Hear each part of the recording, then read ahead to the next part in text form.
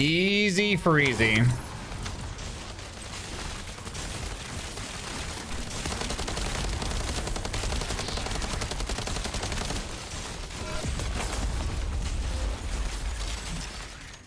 We're going to talk about why Enzo is, in my opinion, an S tier. Actually, this isn't even my opinion. This is just an S tier character, S tier support Descendant, and why this guy is extremely valuable. And I have about 100 hours in Enzo, and I'm going to explain the build. I have two builds I'm going to show. I'm going to show a full support build and then a full tank build.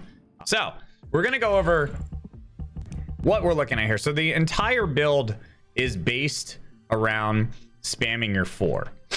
Enzo's 4, his ultimate is perfect support. What this does is this gives your entire team firearm attack of 20%, firearm critical hit rate of 20%, and reload speed of 10%, and infinite ammo in all of their weapons. It just funnels ammo into them. So what we're doing here to get the cooldowns nice and low, we're rocking 2 mods for skill duration. We're rocking skill expand, or I'm sorry, we're rocking maximize duration, which gives us 40% skill duration. And then we are rocking, what is it? Skill extension, which gives us another 36.5% skill duration. On top of that, we're also increasing or minimizing the cooldown using MP conversion, which gives us 36.5, and nimble fingers, which gives us 25.6. We're running the basic shield, increase HP, and increase defense. Shield is actually really good on Enzo because of his 3. This is the best self heal in the game, and it's really overpowered, and it's the basis for the tank build. And then we are running focus on singular to give us some skill power so that our supply perfect support turret actually does do some damage, but this is mainly here just to give us even more cooldown. So if you look, what this does is this allows us to cast our 4. Okay, this allows us to do damage with our 4, and this will buff the entire squad as well. And you can see how long this thing lasts. Now this is going to fire off that bullet at the end there, and this will do this for the entire team. And then as soon as it goes down, I have it pretty much up a few seconds later, and I can just keep spamming this because I also have skill cost reduction on. So maximize conservation gives me skill costs of 35.4. Now, if you want to go ultimate support, supply tactical armor is the play. This gives an additional, it changes your passive, which is usually ammo reserves, which you don't really need because your 4 is just funneling ammo anyway. It gives a 15% damage reduction to you and everybody on your team, and also another 20% movement speed. Now, because we're running skill expansion, which increases the range by 92.3, I'm just going to eyeball this for you. So default, you can grab your teammates with your 4 from about here-ish, but with this mod, you can pretty much grab your teammates from about this distance roughly. I am just eyeballing this, and this will be in a 360-degree circle around you, so it will pretty much cover most of the Colossus arenas. Next thing we want to look at is if you don't want to go the full support route here and have the damage reduction and movement speed, you can slot in another best in slot item called Supply Firearm Enhance. And what this does is this turns your 1 into a box that you drop, and it gives everybody who touches the box 15% weak point damage and 29% firearm critical hit rate increase. So this thing is really strong. So if I can show this off, this is normally what I'm hitting. So you can see the green numbers are non-crits but effective numbers. The orange numbers are the crits that I'm hitting. So this is a very good gun. All right, so if we go into here and we look at our character stats, our base firearm critical hit rate with this build is 39.42%.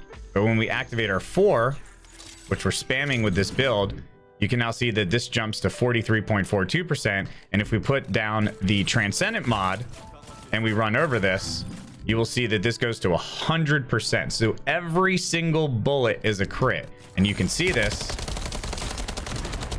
Every single bullet is an orange number. And if at any point we want to reproc that, we can throw this down because our cooldowns are so low on all of our skills. We run into this, 100% crit rate. And keep in mind that this is going to work for every single person in the squad who runs by and picks up this crate. Extremely powerful. Extremely powerful. Now, when it comes to our reactor and our components, we're using a reactor that is non-attribute and singular, because since this is a 4 spam build, you can see right here that this is non-attribute and singular. We also want to make sure that the optimization condition is met. Here we just have this hand cannon on so that we get the bonus. And ideally here you would want some sort of skill cooldown. You could even do skill range on the sub rolls. You could do singular skill power boost. I mentioned skill power boost, but I think skill cooldown is the most important thing.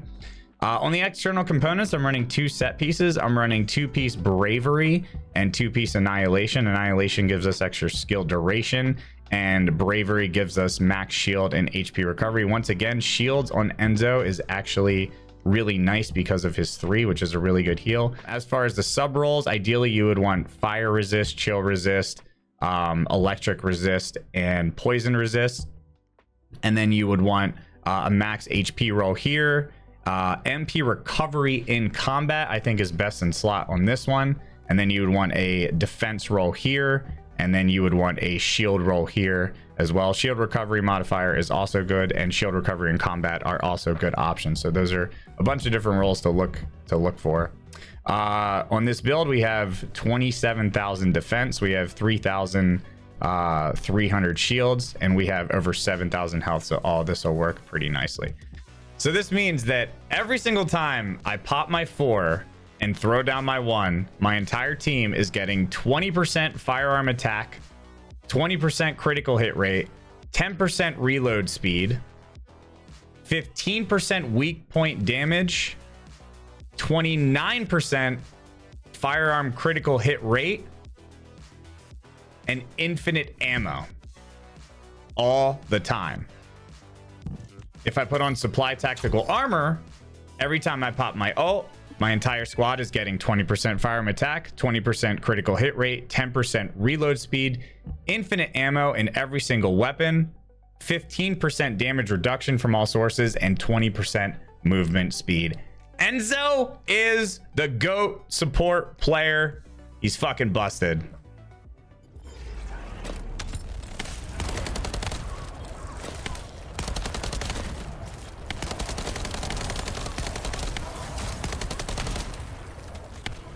Bro, I can just stand in her bubble. It's irrelevant. Her ult means nothing.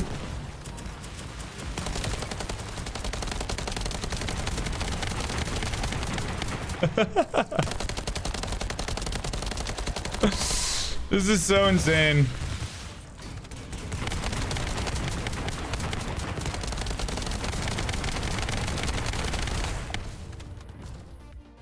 All right, now let's go to the tank build. So we're going to go into the presets here, which people probably didn't know existed. This is Chonk Boy. This build is actually really insane, and it's pretty much impossible to die. So we're going to go over the Descendant module. So the entire idea behind this build is to spam this 3.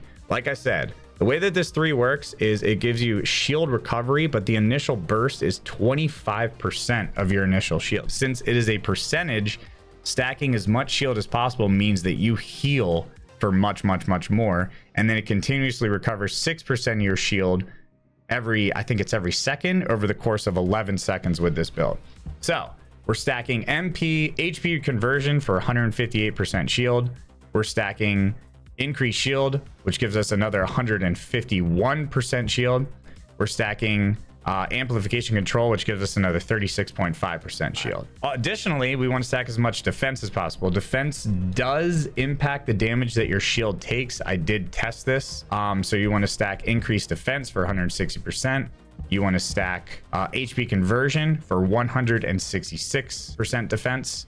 And then you also want to reduce your cooldown. So you want to do nimble fingers for 25.6% increased cooldowns, and then MP conversion for 36.5% cooldown, so you can spam this thing as quickly as you can. And then lastly, you want your skill to last as long as possible, because the longer that this is up and is healing you for 6% of your shield recovery, the better. So skill extension is 36.5, and then maximized duration is another 40% skill duration. When it comes to the Transcendent mod, run whatever you want. But this build is all about just keeping up your 3 ability as much as you can. So you can see here with all these cooldowns and durations,